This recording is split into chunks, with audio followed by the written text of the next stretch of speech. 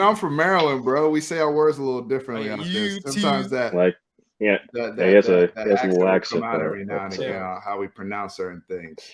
all right, what's the chat got for us?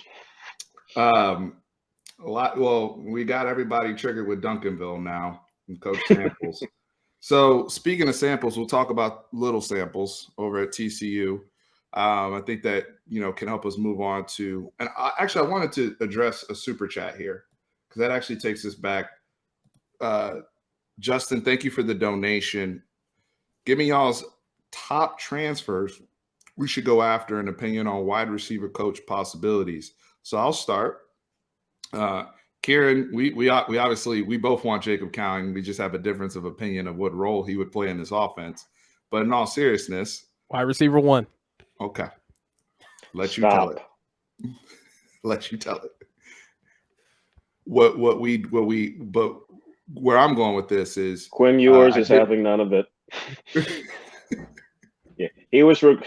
I didn't see Jacob Cowan in that Instagram live thing, so I think we know where the ball's going. Go ahead. Top transfers we should go after, and wide receiver coach possibilities. I made a video yesterday about just some of the coaching shakeup, and that came out last night. Please go check that out if you have not seen that video. I touched on Andre Coleman. I said my thank yous and goodbyes to Stan Drayton, and I was, I think I made a pretty passionate pitch for Brennan Marion, who's currently the receivers coach at Pitt. Just my HBCU ties and watching him develop. He's very, very young, very, very bright, very well regarded, and conceptually somebody that has impacted the high school level, the collegiate level, as well as the NFL level, just with his football mindset, and somebody who has the perfect energy I want coaching my kids. So that is far and away my number one for that position, and I believe that's the staff's target for number one as well. I know, but again, talking about Rashad Samples, super recruiter, volume recruiter, and that position of need. So, which I don't know which one of you wants to jump in on that, but that's kind of where my head's at right now. If you want to shut down Dallas and the Metroplex area, you definitely want to get Samples. I think he would do that. He would be an amazing recruiter and things like that. Marion, I'm very intrigued by, though. So I don't think you can go wrong with either one. But you definitely have to get a guy who's going to be a volume recruiter. Although what really intrigues me about Marion is not so much just I think he can be a dynamic recruiter, but his go-go offense, the way he uses split backs and uses multiple back sets, I think that would be very useful in Sark's repertoire with the running backs we have coming back. P.O., thank you for the super chat. Hook 'em. Thank you. As far as portal, I think there will be some more. I'm going to wait to comment on that until after all the bowl games and then some other people jump in. So, yeah, to piggyback off of your take, I would love to see Brennan Marion coupled with Sark's offensive scheme. I think Sark is great at adapting and adding things to his offense, rather than just having everything overridden by someone. Like, he can take bits and pieces and aspects from people's offense, and I think it's a great opportunity for Brennan Marion to get more of his playbook expanded, and a great opportunity for him to learn under one of the best offensive play callers in the country. Good point. As far as wide receiver coaches are concerned, I think, oh man, I tried to make this point last year, but I think hiring Margin Hooks would have been a perfect, like, even if it's just to land Evan Stewart last year. Like, if you're looking to make a change, I didn't understand holding on to Andre Coleman. He might have a great relationship with the players on campus, but yeah, I didn't get that one either. The reason why he got the job in first, if we remember, it's because Maringer got let go and everyone loved Andre Coleman. So we brought him on. Completely understood it. But once you realize that this dude could not bargain for anything on the recruiting trail, like, what is he here for? It's dead weight. And then get people to get off of press coverage.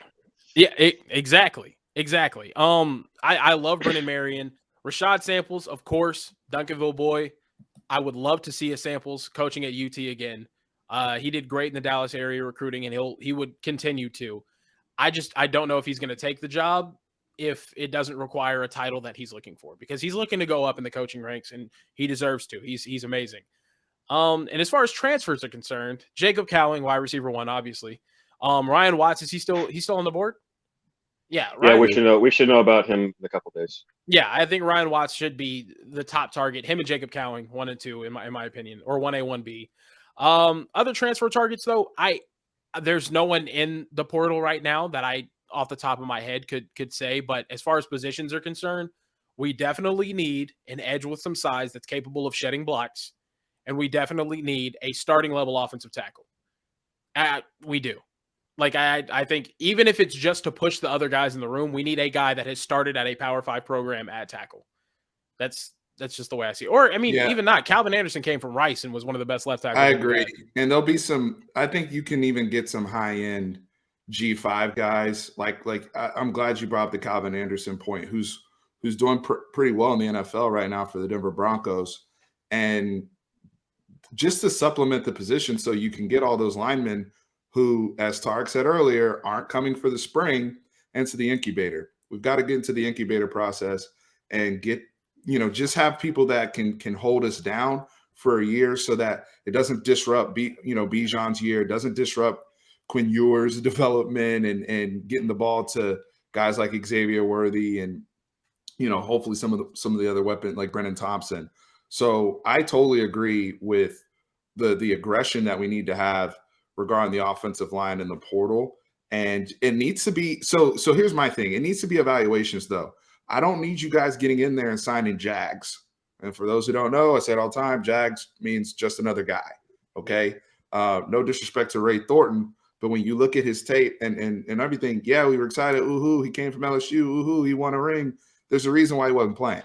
There's a reason why, he's Davis. a grad transfer in the portal, and then you get him on the field. And we should have known something was up, because in the spring, they're like, yo, Ray Thornton's tearing everybody apart and going off in camp.